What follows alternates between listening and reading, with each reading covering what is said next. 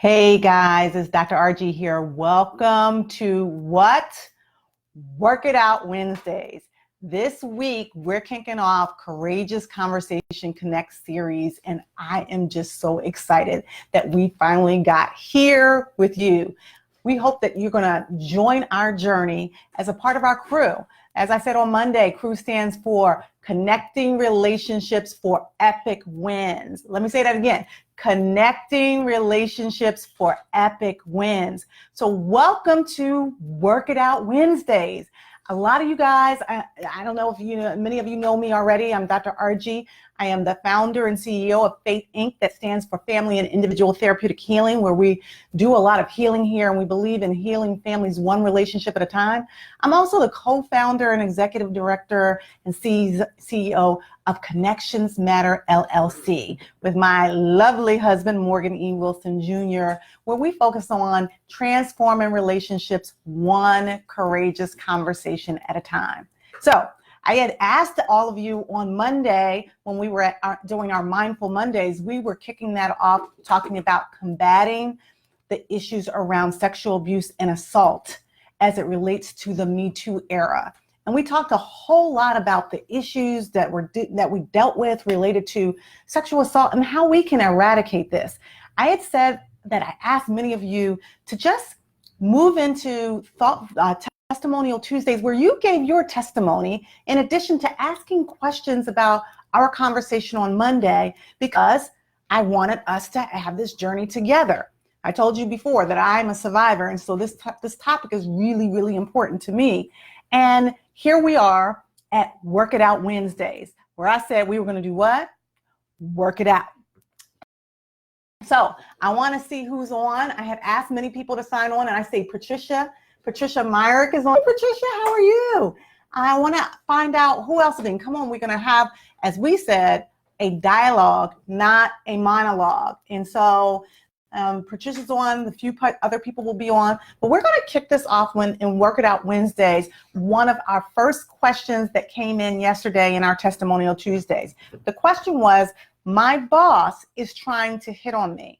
How do I deal with abuse of power when I feel I have when I feel I have done the best job that I can and I've not done anything to warrant that? Does this apply to men as well as women? Okay, so let's think about that. We know that despite what certain people think, there is an abuse of power, whether it's Hillary Clinton or 45 or Kavanaugh or all those people in the political statement. The reality of it is we all may find ourselves in a workplace, a class situation, a community situation where there's an abuse of power. So it's real. How do you deal with that? This is about working it out, and sometimes you have to work it through. Many of us, we need our jobs. So a lot of times you're put in a precarious situation where you feel like someone's asking for favors, and they're basically saying you must accommodate this request, otherwise you could potentially lose your job. So that's real for many of us. And, it's for those of my buddies out there that are in HR, you know that, of course, you go ask for help. You don't try to handle that situation by yourself. So you might end up going to HR. But I guess the question also is, one, do men deal with this as well as women? And two, how do you deal with it internally and emotionally? Because it is traumatic. You're going to work to do a job, and then you find yourself in a situation where you can't do the job to the best of your ability because you're fearful that you may be harassed or you may be assaulted, or someone may try to request sexual favors from you. There's somebody else on, and I got to take my glasses off. I think that's Parker, Rashida Parker. Hey, how are you? Thanks for joining us. So you want to go to HR, you want to process the information to just make sure that you're clear on what you're hearing, and you want to check in with someone else, because you may have had some witnesses that may have prevented you from really seeing things clearly, and maybe those witnesses may have been able to see it clearer for you. And then you want to be able to really share this information with as many people as you can that you trust. because in the situations that you've seen on the big stage in the political terrain, a lot of times people won't believe you unless you've shared it with someone else. And this is why a lot of people don't want to come and share their story, and they don't want to, address the issue because they don't think that they're going to be believed. So how about you all? This is a dialogue and not a monologue. I kind of want to hear some of your thoughts about if this ever has happened to you. As I hope that you can, what we're calling STLC. So I want you to share, tag, like, and hit comment on what we're saying. And let's have a dialogue together. Patrice is in the house, and she, as they call it, in the building. Patrice, what's your thoughts about this in terms of sexual harassment, a boss someone who is abusing power, trying to hit on you, whether you're male or female? It does happen. And I want to go on to the next question as we're working it out on Wednesday. This question is, I have tried to tell others about what was happening to me, and no one believes me. They may make me believe it's my fault. What do I do? So this question is, if you've tried to tell other people about what's happened to you and no one believes, you're left to think that it's your fault, what do you do? So I said on Monday that clearly I'm a survivor, and I've been pretty transparent about that. And I worked as a facilitator for the sexual abuse ministry at my church for 10 years as a servant leader. And this happened a lot. People would come and they would say that they shared this information with their mother or their father or their friend, and no one believed them. They would also say that they believed that it was their fault.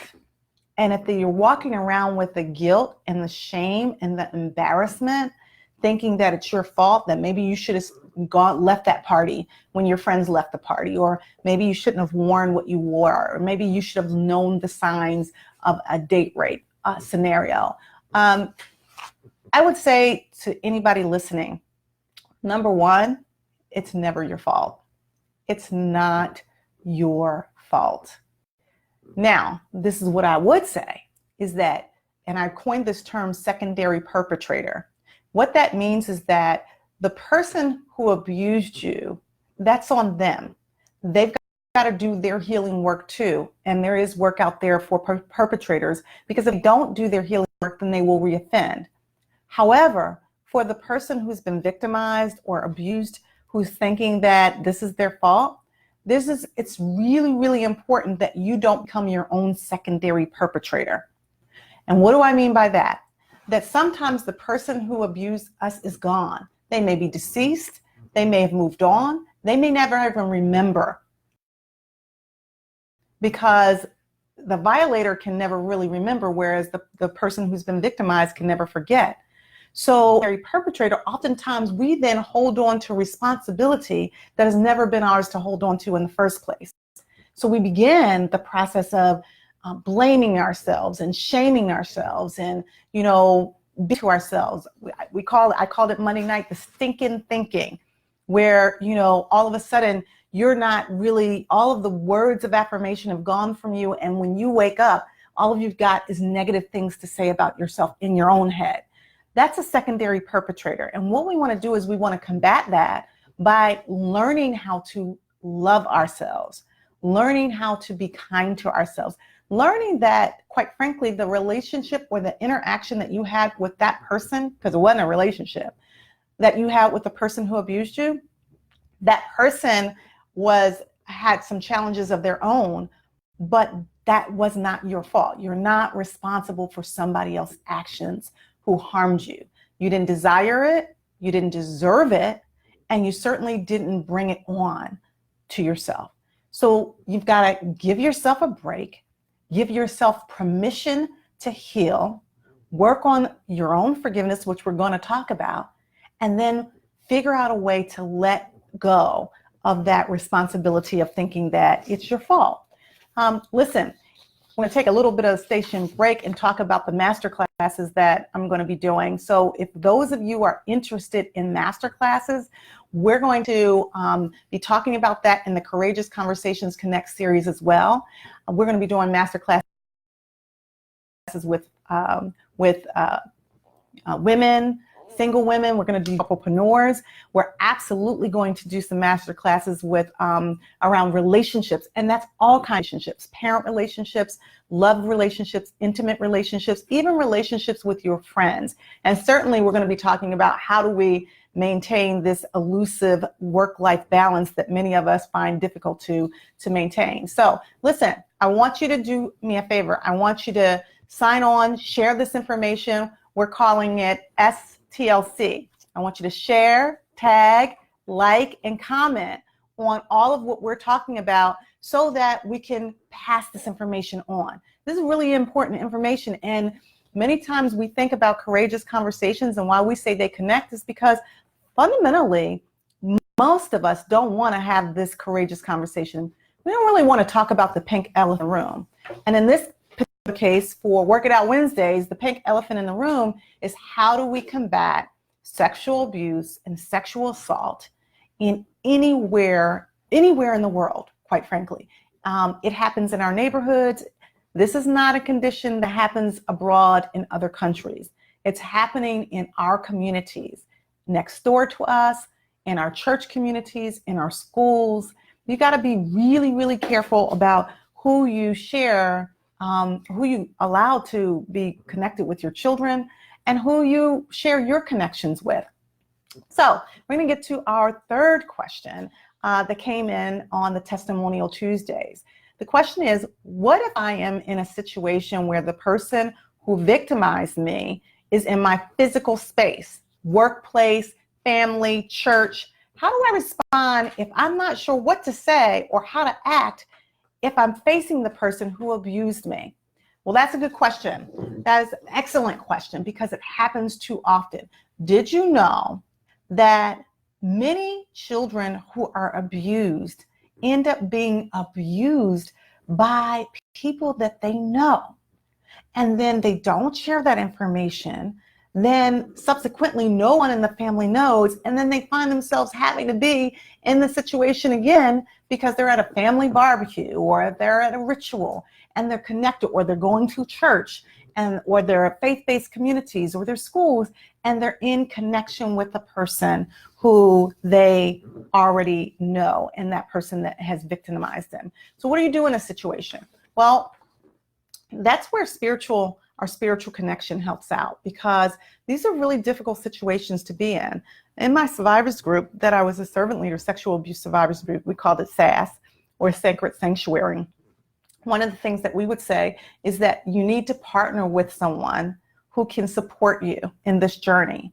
You do not have to suffer in silence. This is Work It Out Wednesday. And part of working it out is being able to share within our community so that we don't suffer in silence, that we don't feel like we're so alone in this process. And if you feel that you have to go to an event that has a person who has perpetrated, then you need to let someone know so that they can support you in that, so that you feel like you have someone who is with you on this journey, if you will.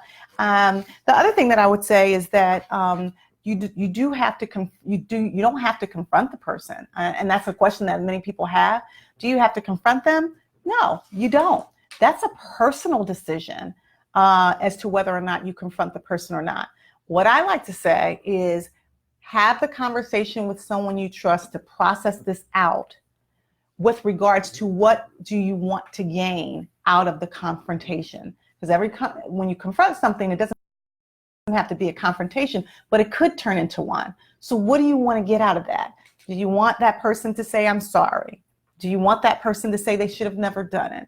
Do you want that person to apologize? What is it that you want to get out of that of confronting that person? Do you want them to ask for forgiveness? Because, by the way, forgiveness is for us. It is a gift of allowing us to be alleviated from the pain that is attached with the abuse. And so we can have that without confronting the person. So some people, for them, it's an individual decision and they decide that they will. Always take support with you if you confront the person. And if you decide that you never want to confront the person, then you don't have to. That's a personal decision that you need to make for yourself. And that brings me to another question. Speaking of working it out, and this is related to knowing the person who has assaulted you or abused you. What do you do, not only if you're still in relationship with that person, like, they're in your family or something, but what do you do if they're a person that is so intimately connected to your familial system and you still care about that person, right? Because some people would say that person abused you, you should never talk to them again. And you certainly should, maybe they might even say you should hate the person. But what if you don't? What if it's a both and? That to a certain degree, that person has done some wonderful things in your life. Maybe they were a step parent or they were an older sibling. And then they've also done these horrific things. Well, this is Work It Out Wednesday. So we want to try to work it out. And my pastor used to say that there's a little good in the worst of us and a little bad in the best of us. So it behooves all of us not to talk about the rest of us. Well, what does that mean in this context? It means that we're complicated beings.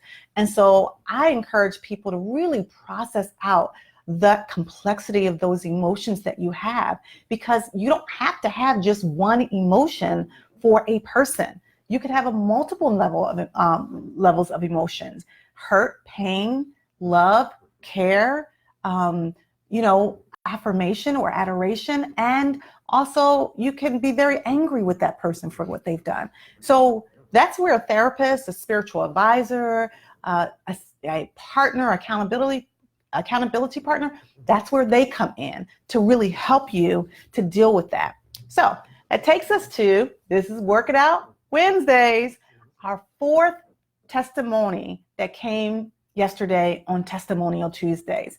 This question was, Dr. Argie, when you chatted about recovery, then mentioned ED and ING, please explain what that means. So maybe I'm sorry, guys, I didn't do a good enough job on Mindful Mondays sort of explaining that. But as I said before, my friend Sheila Boynton, she talks about this in our SAS ministry. And she says that, our recovery is an ING, not an ED.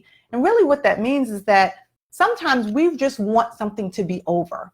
Well, the recovery from sexual abuse or the recovery from sexual assault, it just is not going to be over that simple, because it's trauma. And trauma lasts a really long time. So if the trauma that you're experiencing is bubbling up, one of the things that you should know is that the ED really doesn't exist. And if people try to tell you, okay, you know what, just get over that. That was so long ago, you don't have to even deal with that anymore because, look at your life. You've got a great life.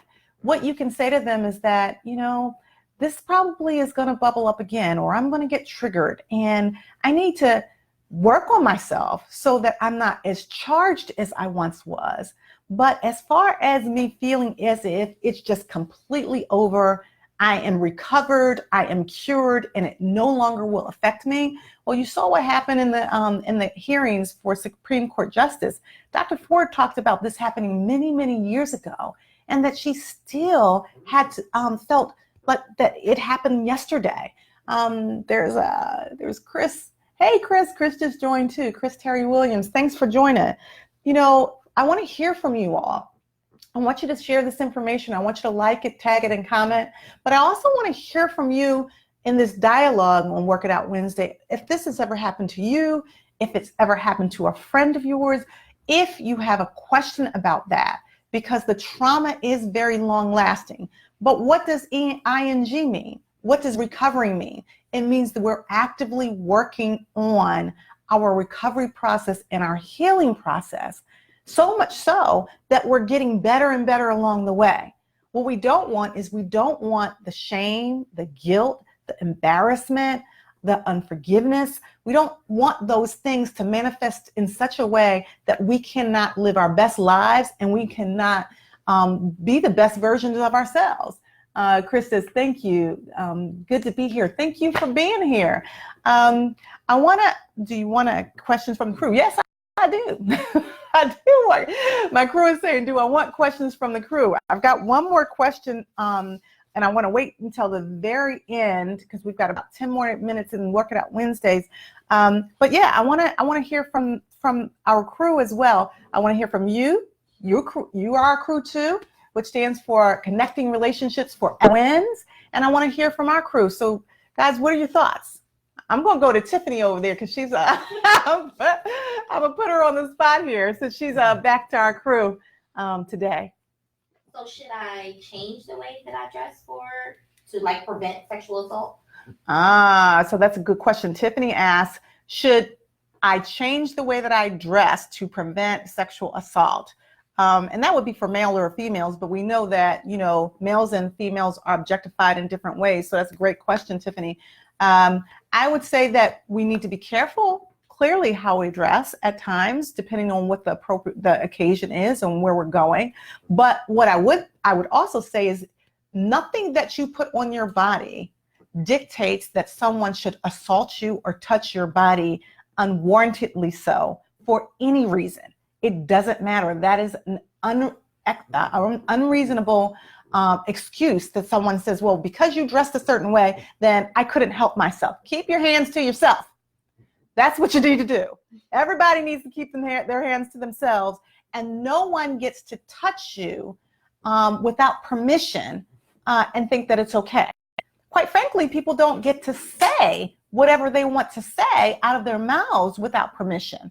That's what it means to both be grown-ups and be human beings, is to care for one another in an appropriate way, which means honor what we say and what we do out of our mouths. I'm going to take these glasses off so I can see who else is. Marcide is connected. Willis, hey, Marcide. And people connecting relationships. Okay. So thanks for joining, you guys. I want to hear from the crew if they have any other questions. We've got a little bit longer for our Work It Out Wednesdays. And I think it's OB. Yes. What you got for me? So how old is too old enough to start talking to my children about sexual assault or abuse? I love, love, love that question. And I would say, like, I'm going to sound a little ridiculous here, but I actually am pretty serious. It's really from the cradle. Like, you talk about this stuff from the cradle to the grave. There's no cap on how young. Now, I would say that the language, OB, is going to be a little bit different that for a toddler versus maybe someone that's a teenager. But when you have children, as soon as they are able to speak, you should be talking about good touch. You should be talking about bad touch. You should be utilizing appropriate terms to describe body parts. So not wee. Let's say it's a penis. Let's say it's a vagina. These are our body parts that God gave us, and there's terms for them so that a child will understand what's appropriate and what's not appropriate. Also, I would say that you need to make sure that your children are only in the company of a short list of people that you trust. And I do mean very short list of people that you trust, because we just can't trust everyone. Just because someone has a title of coach or a minister or teacher doesn't matter. We see in the news that people with these titles are abusing children all day long. Look at what's happening with priests. So it's a short list of people that you entrust your children to when you're not around. And then when you're talking about your teenagers, your tweens, and your teens, then you need to have some group conversations. And the way that I suggest you do that is have a movie. Have them come over for a movie. Watch the movie about sexual abuse or assault, or assault, and then have a group conversation to really process not only what they experienced in watching the movie that hopefully has some good material in it, but also what they need to do for themselves. Because the last thing you want is for children to be blindsided, young people, because they don't have enough information when they are faced with these crossroads. And many times, they think that, well, they hookied school and they're at this place, so they're deserving of it. Absolutely, positively, unequivocally not. No one is deserving of being assaulted or harmed in any way simply because they're there. That's just not okay. So those are things that I think are helpful. I want to give a shout out to folks that showed up. There's Ralisha, I hope I'm saying that correctly. There's some other people, and I think there were some other comments, but I don't know how to, let me see if I can get this down. This is not my computer, so I can't, oh, there it is. Okay, there's Angela. Angela's on. Sharon says, thanks for tuning in, Sharon. There's a couple other folks that shout out to Chris. Thank you for tuning in, Chris. It's not my computer, so I don't usually, I'm not sure how to work it. But listen, this was Work It Out Wednesday. Some of you asked, what are some contacts that you can utilize with your facing this situation? And so I'm going to give you a few numbers before we sign out. There's the General Crisis Support text. You can text 741-741, and it's available to you 24/7. There's also the Dating, Abuse, and Domestic Violence line. That's 1-866-331-9474. That's 24/7. There's also the Respect, because remember, love doesn't hit and love doesn't hurt. That's the National Domestic Hotline, 1-800-799-7233. And then there's RAINN, RAINN, Rape, Abuse, Incest Network, National Network. That's 1-800-422-4453. We're going to put this information on our website, and we're going to be sharing a lot more of that information as well. Listen, this has been Work It Out Wednesdays. I'm Dr. Argie, founder and CEO of Faith Inc., that stands for Family and Individual Therapeutic Healing. Also co-founder and CEO of Connections Matter LLC with my lovely husband, Morgan E. Wilson Jr. And we're going to be doing more of this. So listen, tomorrow is Thoughtful Thursdays. We're going to be posting some inspiration, some motivation for you. It's based on our points of power and the Thankful Thursdays. So look out for that information. And then remember, this is all week long. So we're going to be coming to you every single day during the weekday for our Courageous Conversations Connect. So on Friday, it's Freedom Friday. What does that mean? As I said Monday, Freedom Friday is where you get to choose what you want us to talk about the following week. So sign on. Click the link. We're going to send some engagement, so you can click the link and sign on and tell us what you want us to talk about. This is for you. We're here for you to have a dialogue and not a monologue. And we're going to do some master classes, and we're going to just work this out all week long, coming to you with good engagement and good conversation. So thanks to everybody for signing on. We're going to get better and better at this, and we just look forward to rocking this out with you. Always, I'm Dr. Argie. Have a beautiful evening on purpose. From my heart to yours.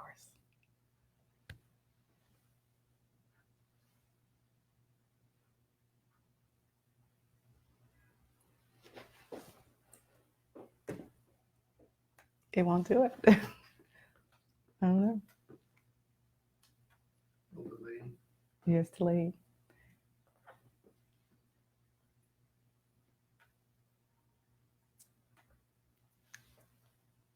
What?